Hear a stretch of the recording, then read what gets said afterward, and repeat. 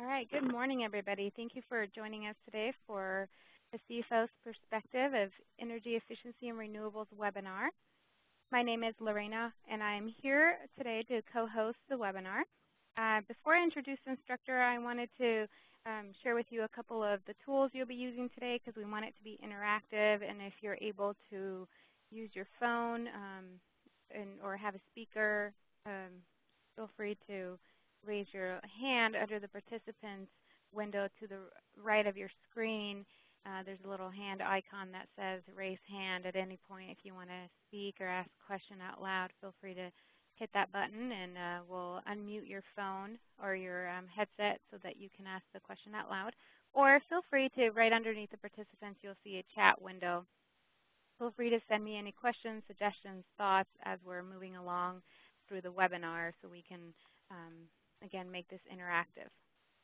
Also, right underneath that, at the end of the session, a polling will pop up, and that's for you guys to give us your feedback on what you think of the webinar, any suggestions, improvements, and whatnot. We also want to thank our co-sponsors that you see their logos on the bottom of the screen, the Energy Trust of Oregon and Northwest Energy Efficiency Alliance. We work really close with them, and our customers really appreciate that we're aligned with them to help eliminate any confusion regarding our messages that we give around energy efficiency and renewables. The last thing I want to point out is on the top left corner of your screen, you'll see a couple tools right underneath the Quick Start tab. There's an arrow, the T, the line, a square, a marker, and an eraser. And those will be for you to interact with the instructor later on, and he'll let you know when he wants you to participate during the session. But again, we want it to be interactive, so feel free to make comments, suggestions as we move along. So John McLean is our instructor today, and he is the Training and Education Project Manager. He oversees the series of trainings that we offer to our customers. He has over 42 years of wide-range utility experience, including distribution, field operations, information systems, corporate planning, budget manager, and also energy efficiency program manager. He holds a bachelor's degree in business administration and an MBA in organizational effectiveness, and he's also currently an adjunct faculty at Clackamas Community College in Marylhurst. John is one of the lifelong learners that we know, so he has a wide range of experience and knowledge around not just the utility systems, but also how do the CFOs think. And I know he's interviewed quite a few of them for our seminar that we put on, and so he has lots of stories to share. So John, we'll go ahead and get you started here. Thank you, Lorena. Good morning. We have a small but very good group this morning, and I look forward to walking through the materials. The seminar is a half-day seminar, and we've selected a few of the key points that might help our customers get projects approved. What commonly happens, as I've seen over the last decades, is you run a payback period or some simple form of evaluation. You get approved for incentives, but the project never gets approved. And one of the reasons internally is the CFO has other ways, more advanced ways, sophisticated ways of evaluating projects, and suddenly a project doesn't move forward. So hopefully today we'll talk about 3 or 4 topics that and methods that will help you work through the language when you get in the room with the budget managers and the CFOs to get projects approved. But first, let's work our little arrows. So go to the upper left-hand side of your screen, select the arrow symbol, which will put your name in the middle. And I would like to, with this small group, still go through the practice using them. There's 3 kinds of people that we find want to come and learn this kind of language. It's that they are a novice, they want to learn some of the terms, to get projects approved. Others already know the terms, but they need a refresher. And quite often we have people who work with our customers, consultants, advisors, and they're really curious about what we're telling our customers. And I see we've got David on, Kurt's on. I've worked with Kurt over many, many decades. He could teach this course. So I'm glad to see him here. And Sam, thank you. So that gives you all an idea of the kind of people that are here today with our small group.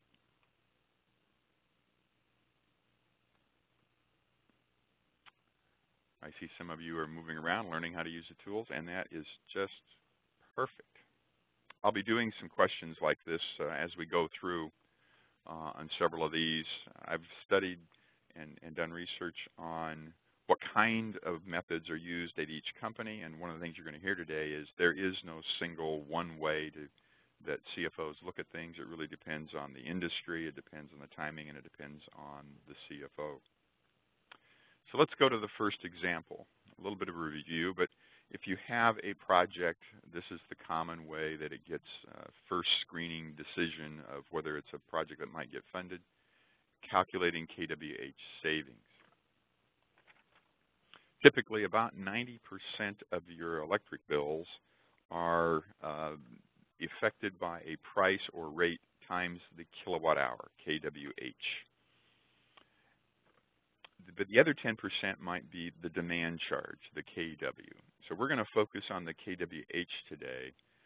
And the experts that we use here, the engineers, lighting specialists, green building certified people, usually if you get focused on the kWh, the kW will follow. In other words, the demand charge will be reduced usually when you also reduce the kilowatt hours. So we're going to work with just the kWh today. So here's an example, a simple one of an office complex or even one floor of a building. You have fixtures, and you will hear the term fixtures, and some people will talk about lamps. Well, a fixture can have more than one lamp in it. In this case, the old system had a 3-lamp fixture, T12s, 130 watts for that fixture. The new lamp for this particular project might have only 2 lamps, they're T8s. They both put out the same exact amount of light. Obviously, the advantage here is you only have 74 watts in the new fixture and 130 on the other. You're immediately asked to calculate savings. Well, here's the general way that I've found to teach it. First, find the W. Usually there are labels either on the tubes, on the fixture, somewhere. And the W for the calculation is going to be 40 fixtures times 130 watts minus the 74 watts. So your savings are 2,240 watts.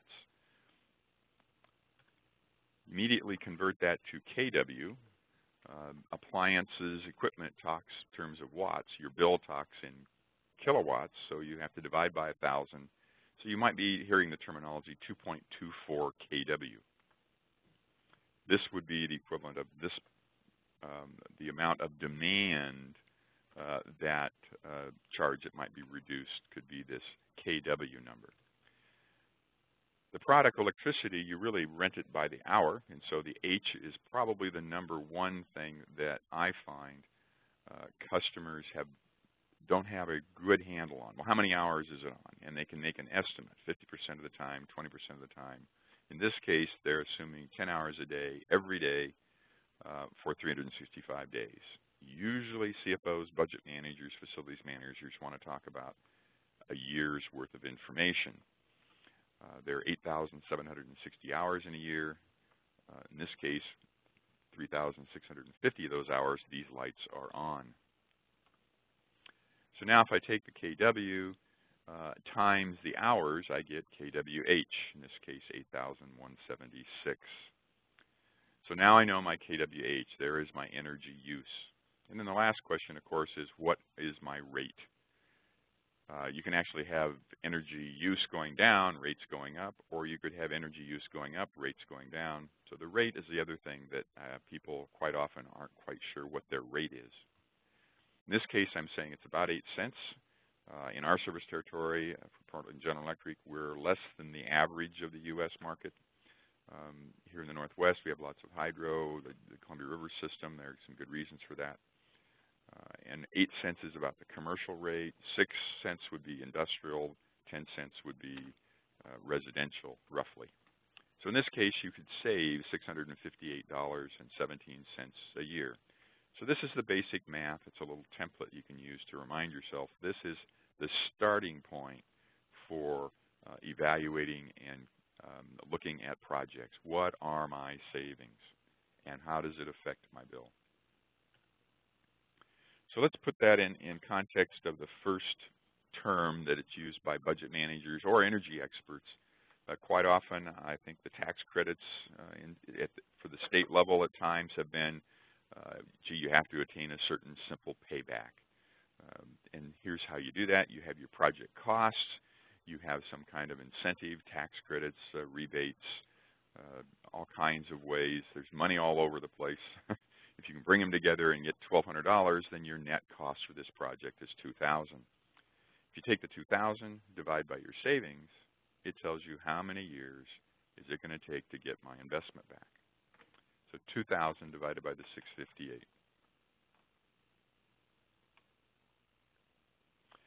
In this case, 3 years. In our company, our CFO believes, our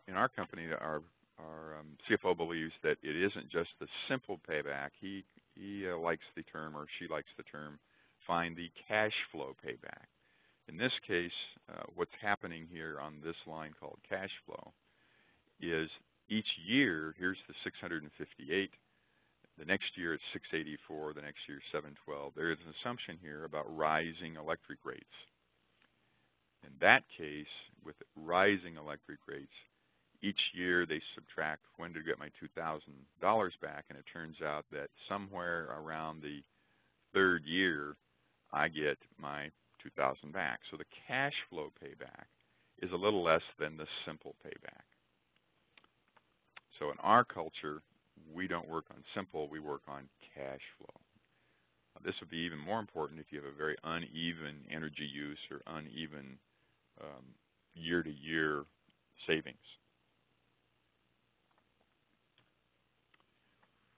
The other term we use to get a little more sophisticated is discounted cash flow. Obviously, if I asked Kurt's online, if I asked Kurt, say, I want to borrow $100 and I'll give you that $100 back 5 years from now, that $100 5 years from now is worth less than it is today. There is a time value of money. And Kurt's going to say, wait a minute, if I just put that money in the bank, I'd end up with more than $5 5 years, or more than $100 5 years from now. Both those examples give you an idea about, oh, a CFO is definitely worried about discounted cash flow. So that when you say I'm going to save money 2, 3, 4, 5 years from now, that savings isn't worth today what it is 5 years from now. So they discount it back to present value.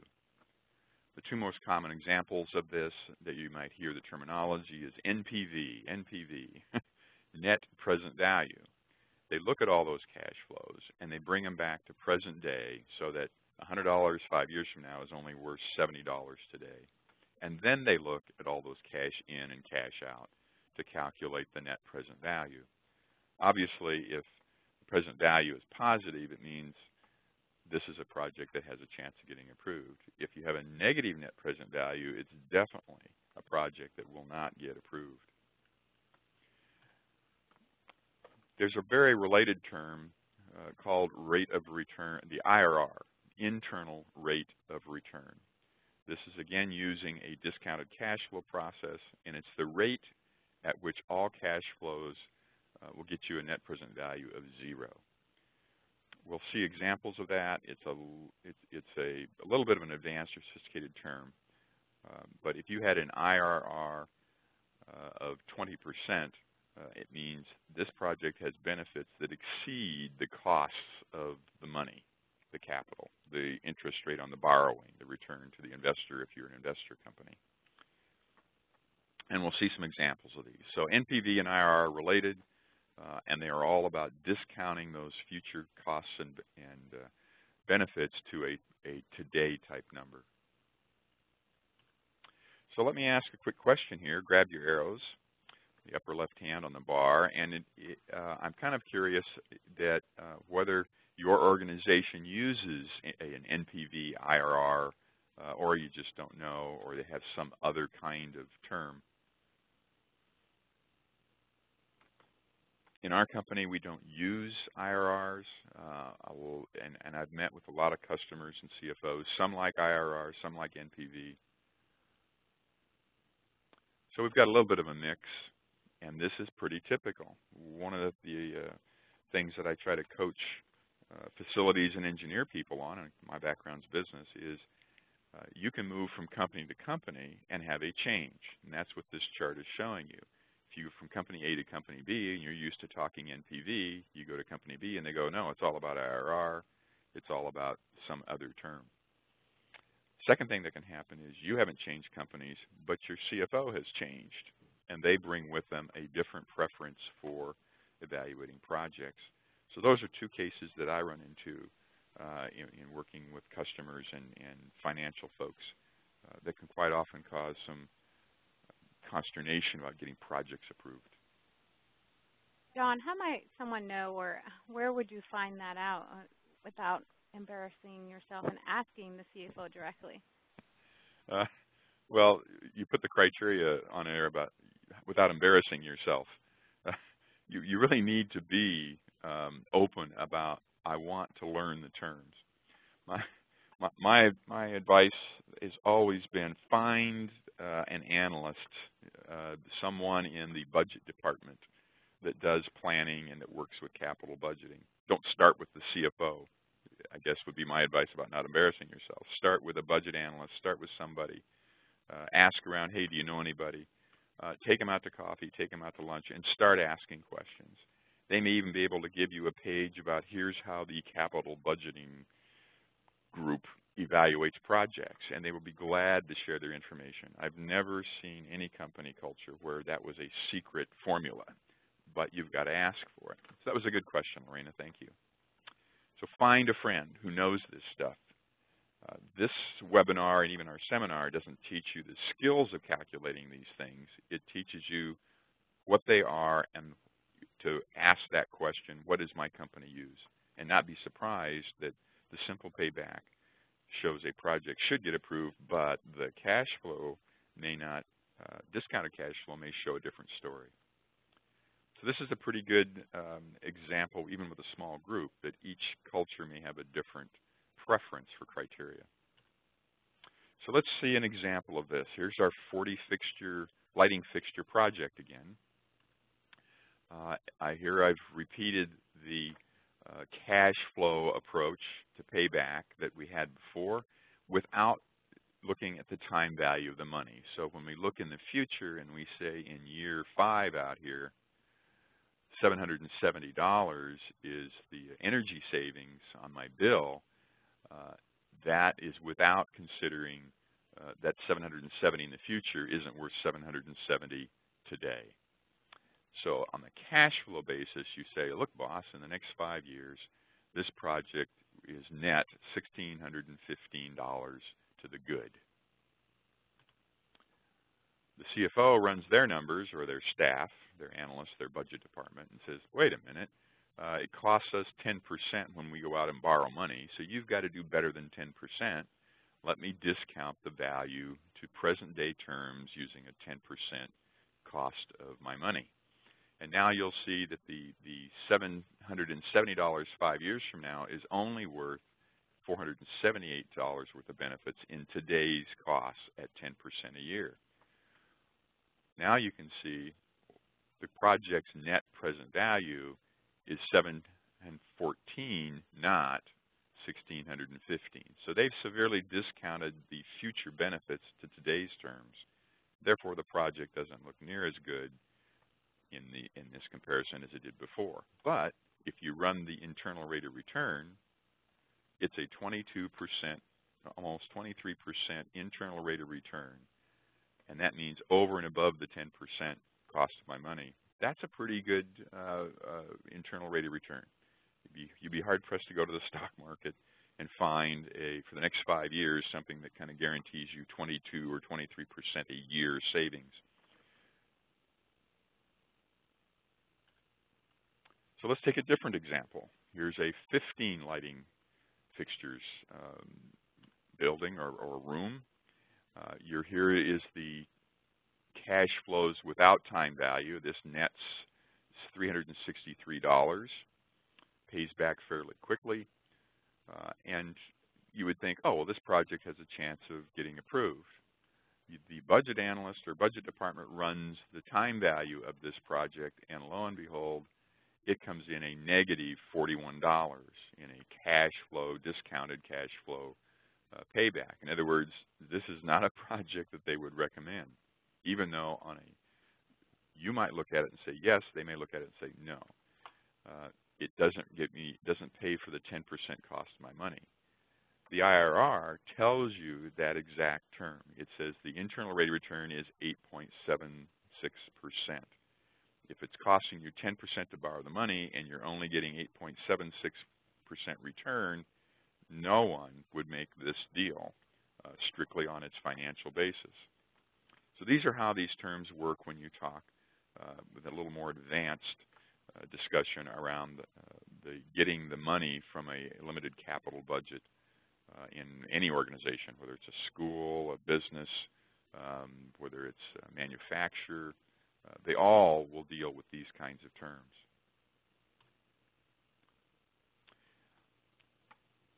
So that gets you from the simple payback to the cash flow to the discounted cash flow, NPV, and IRRs. The next story I would tell is I talked to a hospital system, one of the bigger ones in the Northwest, and they were very proud of, wow, we have done all of our buildings, and boy, we have just been really, really good. And in talking with them, I asked them about, well, I don't think you've done everything. And they said, what do you mean? And in all of their small laboratories, their clinics that are in the communities are in leased spaces. And I pointed out they hadn't looked at those, and they said, well, it's a leased space.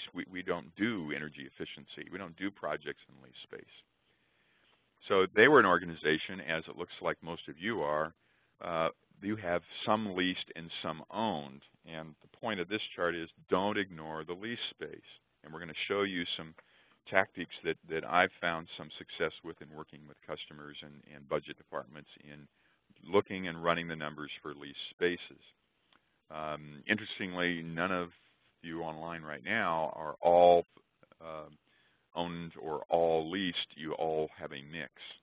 So that's another discussion to have with your facilities folks and your budget people is, are we only looking at energy efficiency in places we own, or what about the lease spaces? So let me give you an example. And this one, there are some terms that when I first got into the utility business, I was not familiar with, hadn't looked at those, didn't find them in the textbooks.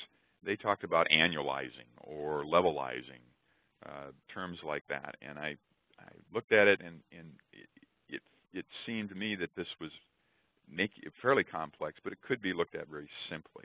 If you went to any website or took any calculator and you were borrowing money for a car loan or a home loan, you only need to know three things.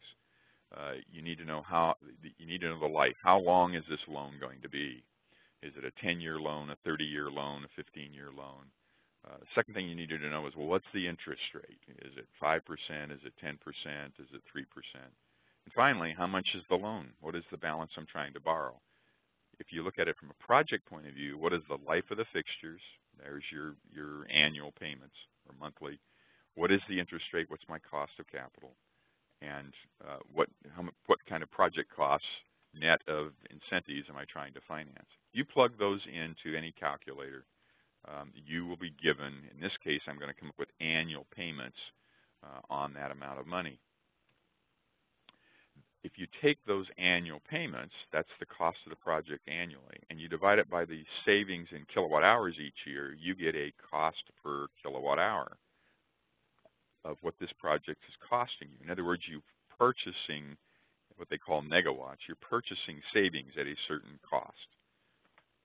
In the example of an ownership of a building, I've put up here, if you own the building and you have a company that you can think long term, okay, these fixtures might have a 20-year life. It could be 15, it could be whatever number, but it has a life.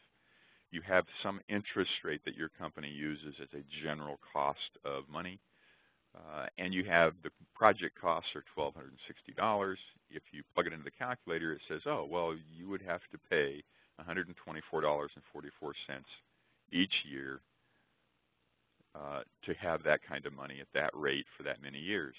If you divide by the 4,380 kilowatt hours savings, you have just purchased 20 years worth of power, fixed cost, every year for 20 years at 2.8 cents a kilowatt hour.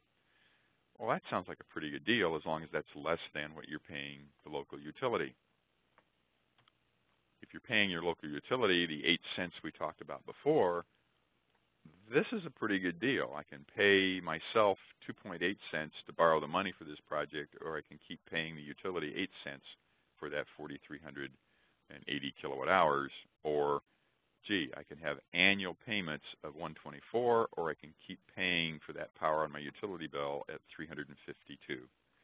So this is an easy discussion to have by annualizing or levelizing, and goes well beyond a simple payback or even an IRR or NPV. It's thinking about it as a purchasing decision, not a capital decision. So let's say you have exactly the same project, but it's in that leased facility, a clinic, a laboratory, and you say, well, I'm only going to have a 5-year lease, so obviously I'm not going to spend money on fixtures. Well, if you run the numbers and say, well, let's go to my loan and let's put in 5 years instead of 20. It's a 5-year lease. Will this look like a good project if the fixtures are only there for 5 years and then I leave? And they have, assuming no salvage value. And because I don't own the building, I may have to my cost of capital might be higher, so it's 10%. Maybe you put it on a credit card if you're a small business. And my project costs are still $1,260. Well, your annual payments now then are $332 a year. You divide by the 4,380, and it ends up being, oh, this project cost me over the 5 years 7.6 cents a kilowatt hour. Notice that that's still better than the 8 cents that you're paying the utility company.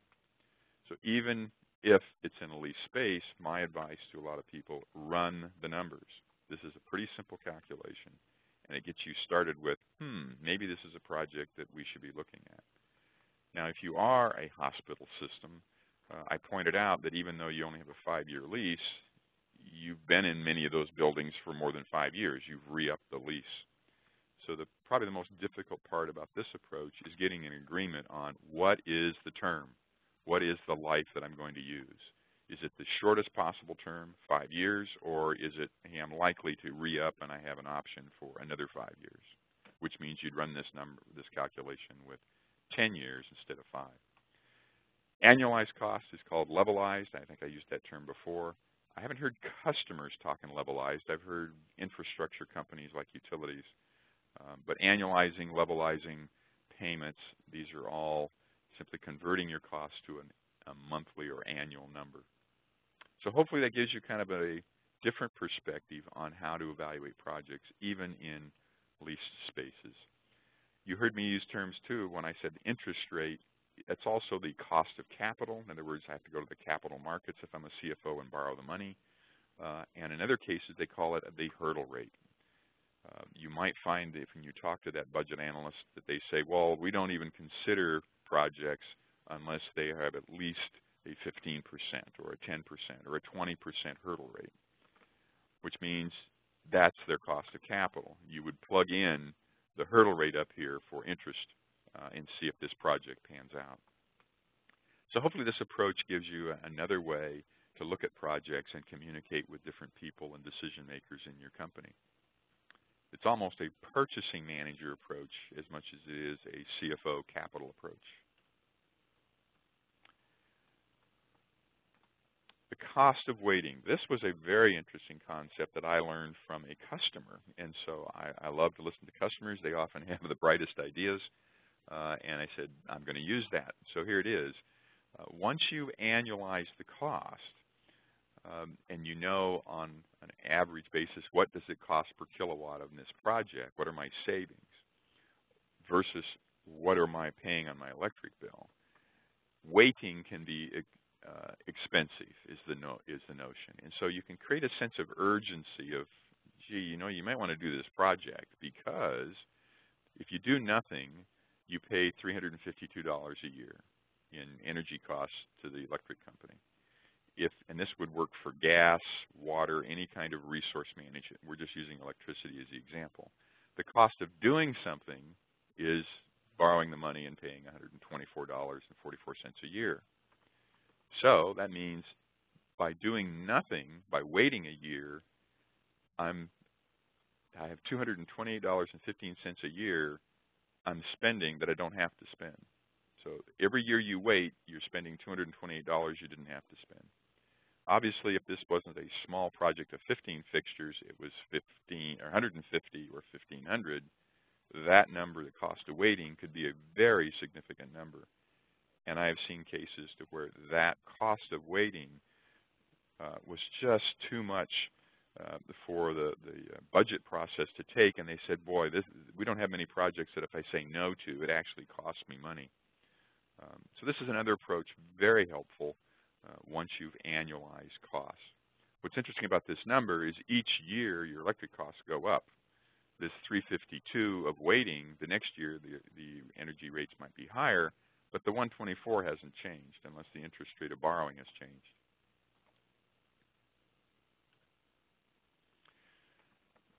The last concept that we've heard from our customers, and this has happened in the last several years especially, is most companies have some kind of green team, the idea of the carbon footprint, the environmental considerations.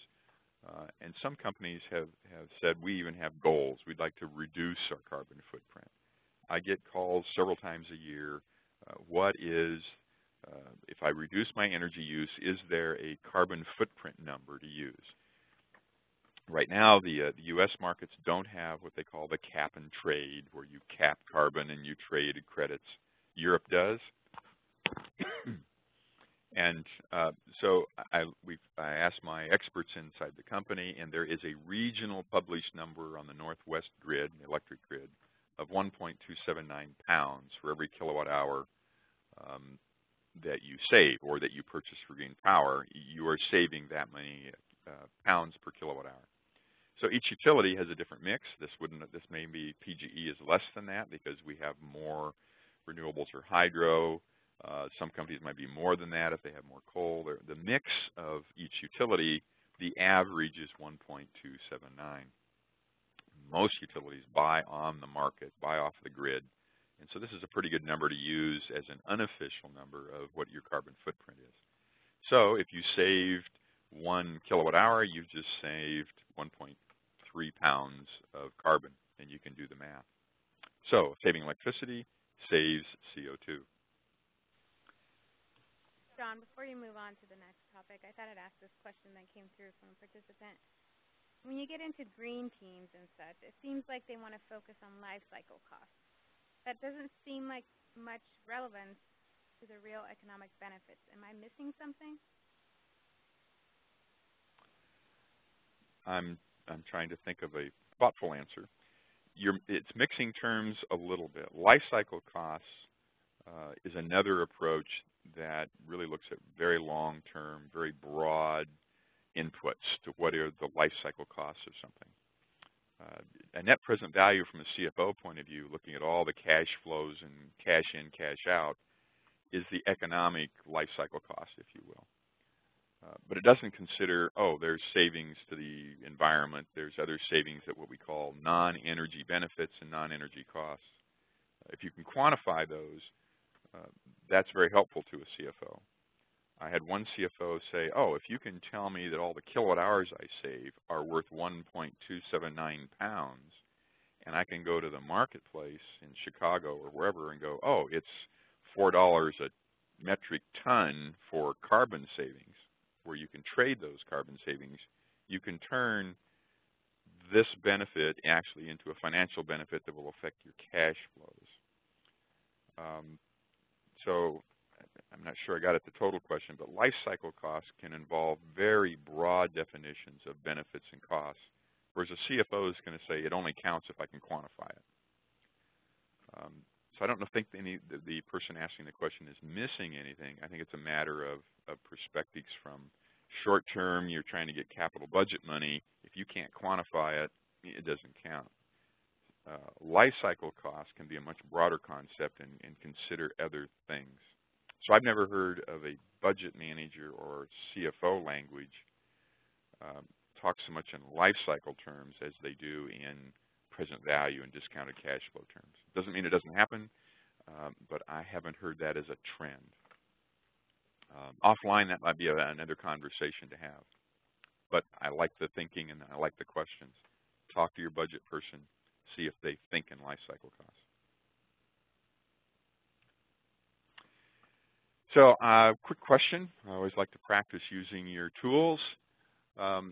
Does your organization have a green team, but they don't have a carbon goal? They have other goals, save paper, whatever, but not a carbon footprint.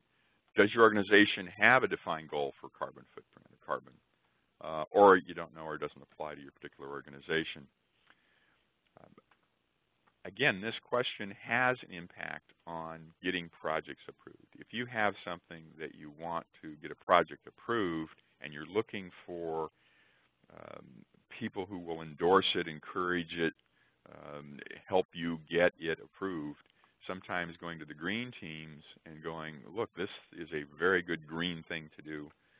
You can gain support from other parts of the organization for a particular project, and that will make a difference. We are also seeing in our seminars and webinars, and we'll have online learning shortly, that a lot of titles are no longer just facilities manager, they're facilities and sustainability, or energy and sustainability manager or coordinator. So energy and sustainability are kind of converging together. And so this is kind of an interesting question to ask when you get projects approved. Would there be other groups that I haven't thought about in the company that might really help me get a project approved? And it looks like that most of you on this particular webinar, there are teams, but not a carbon goal.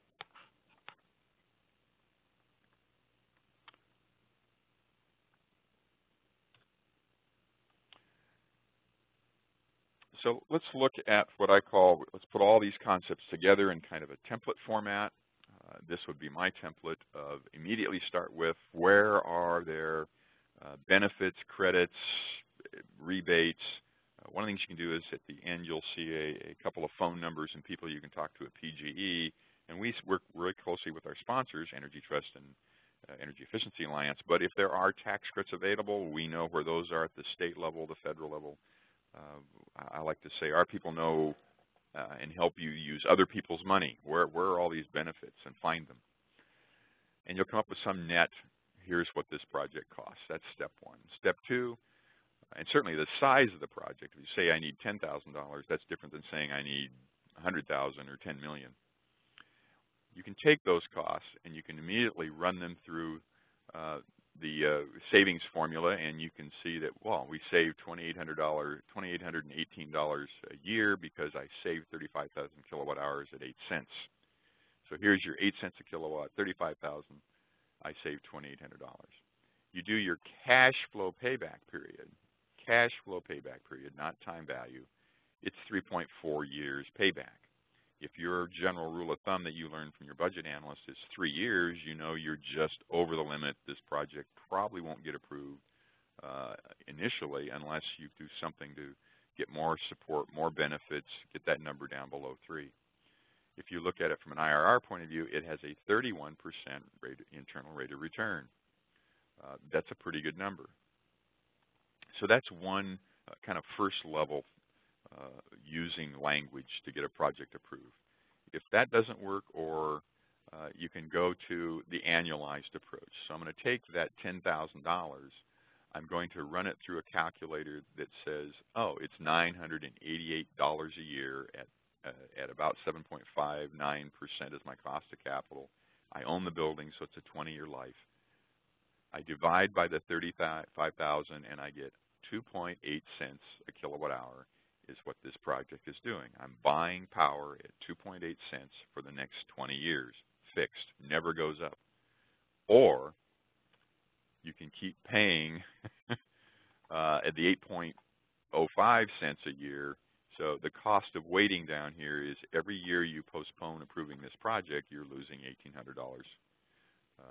Approximately, you're paying the electric company that you don't have to pay them. So that's the cost of waiting and levelizing approach.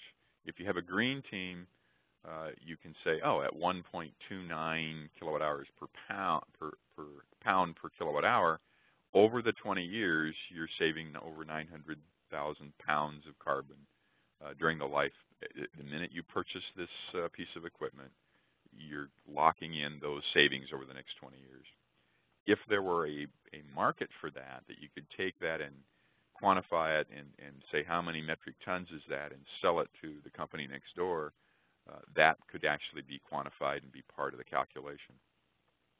So those are the layers that we've talked about today. Here's an example of lease space. So now all I've done is say, well, what if I take that same project and put it in a lease space? The only difference is going to be I'm only looking at 5 years of savings. It still turns out to be the 3.4 years in a 5-year lease, but the internal rate of return is lower because I don't have the other 15 years of savings. I'm only assuming that I get this project for 5 years. It's still 14.8%. If you do the cost of waiting calculations, you'll find that you're paying 7.1 cents a kilowatt hour if you do the project versus the 8.1% price for paying the electric company. There is a small cost of waiting, $340 every year you postpone this project. And over 5 years, it saves 225,000 pounds.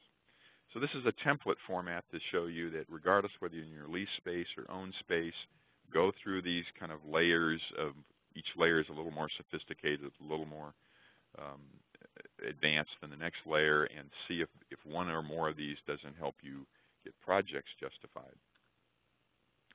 So from the language point of view, we've talked about going beyond simple payback, going to NPV, IRR, or whatever is used at your project or your company. Annualizing can be an approach that works very well. The idea of purchasing power, fixed costs for the next 5 or 15 or 20 years, that quite often can be impactful. The cost of not making the decision. Gee, I got to wait till next year. Well, what does it cost you to wait every year? That can be impactful. And finally, tagging on the non-energy benefits like carbon footprint can also be very effective. So I've found these are the 4 things that we discuss at the all-day or the half-day seminar that are very impactful to a lot of the people in the audience. So I want to move on to ranking. Usually companies of any size, there is a competition. There are more good ideas for spending money than there is money. And especially in these times, getting capital in the marketplace is a tough assignment.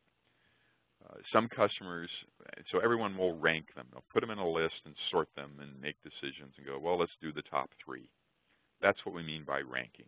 Putting them on a list, sorting them by some criteria, and then there's a line you draw and go, everything above the line we do, everything below the line we don't. So here's an example. I've taken and created a simple kind of a very diverse list of possibilities, from lighting to compressed air to motors, solar on the roof, a whole series. I have a GSHP is ground source heat pump in a new building, all kinds of interesting projects, and I've put them on a list, and I've sorted them by the first and simplest criteria, payback period. If the rule of thumb in your company is 3 years, there's only one project on this list that clearly meets the level 1 ranking criteria, and it's the only one you would do, the lighting retrofit in the Northern California office. So this would be the simplest use. If we take that same list and now we rank it by, let's rank this by the cost of waiting for each of these projects. Well, now you find that some of these projects are costing you $30,000 or $16,000, $9,000. These projects are costing you a lot of money.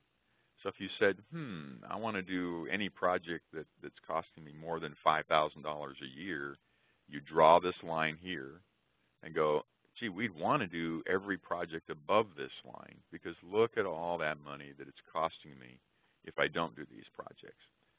And I quite often find that a CFO will go, I almost have to do these, or I really have another good reason of justifying why we need to do these projects and perhaps not others, or you'll stretch and go get the money to do these if you're going to lower your operating budget for the next 5 to 20 years. So let's take that list and sort it by a company who says, I like NPV, which is very similar to IRR. But an NPV, then it's suddenly this big project. I'm going to build a new building, and I can build it really efficient. The extra $300,000 to do the super fancy job has a net present value of $886,000 if I spend $300,000 now. The cost of not doing it for the next years of this building, $30,000 a year. And it saves almost a little over 5 million pounds of CO2 through the energy savings. That project has a whole different perspective when you sort it by the net present value. Now, it may be that they can't go out and find the $300,000, but at least you've quantified what it's costing you not to do the project. If you said, I want to do every project that has an NPV above a certain number, again, there'll be a line. Everything above the line gets funded. Everything below the line would not. I've also given you an example at the bottom here that is pretty common. If the CFO says, hey, I've got $500,000, then how many projects can you do with $500,000? Well, you do all these projects on this list, which total about 490, and then, okay, I need to find one at 10,000. So don't be surprised that the process might not be exactly, here's a line, but that kind of thinking is very common in ranking. Finally, if you go to your green team and say, well, hey, the company has a goal for reducing environmental footprint, again, you would get a different sort order. The compressed air system looks really number one that you'd recommend you do if your green team saves 6 million pounds of carbon. It has a 3.4-year payback, slightly over the 3 years. So the carbon footprint might be the one that says, hey, let's grab this project because of the footprint, even though it's just a little over what our normal rule of thumb would be. It still has a very positive internal rate of return in present value. In this case, you could say, I want to do every project over 1 million pounds of savings, and you draw a line and you go, these are all the ones we'd recommend, if you can go find the money to do them. So a quick question on ranking. Can you give me some feedback on your organization? Do you even have a ranking process? You've got no ranking process, or you don't know. Again, this is a good reason to have coffee or lunch and take out that budget manager or a budget analyst and kind of, how do we approach energy efficiency projects that have these benefits that sometimes get overlooked?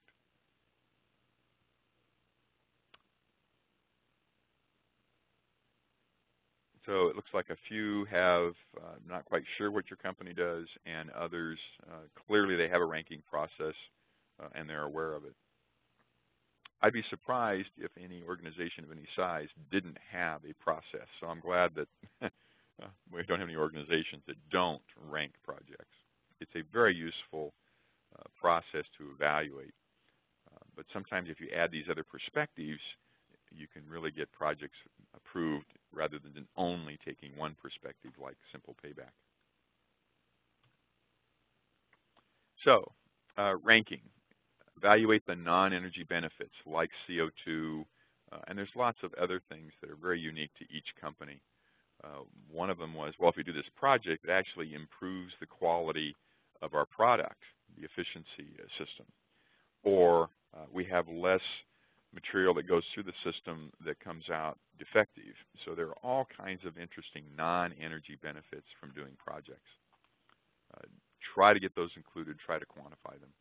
The annualized approach can be very effective to kind of get a different perspective on things, the purchasing power at a fixed cost over time.